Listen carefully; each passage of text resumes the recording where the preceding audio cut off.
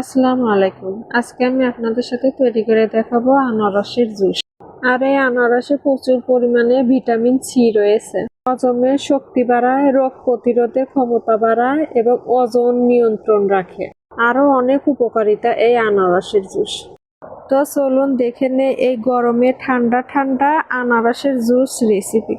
এখানে একটি বাটিতে বড় সাইজের আনারস কেটে ধুয়ে পরিষ্কার করে নিয়েছি। এখন এটাকে ছোট ছোট করে টুকরো করে নিব।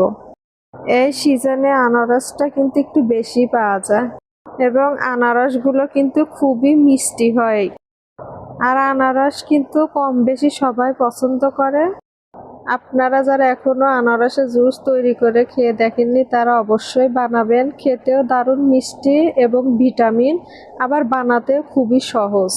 এখানে আমি আনারসগুলো ছোট ছোট করে কেটে ব্লেন্ডার জারে নিয়েছি।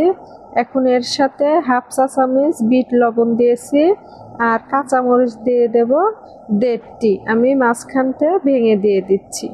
আর তার সাথে দিয়ে দিচ্ছি 1/3 কাপ চিনি। চিনির পরিমাণ আমি কম দিয়েছি কারণ আনারসটা এমনিতে মিষ্টি, তবে আপনারা মিষ্টির পরিমাণ কম বেশি করে নিতে পারেন। আর হাফ কাপ পানি দিয়ে দিলাম। এখন এটা ব্লেন্ড করে নিচ্ছি। ব্লেন্ড করা হয়ে গেলে এখন একটি ছাঁকনির সাহায্যে জুসগুলো ছেঁকে নিচ্ছি।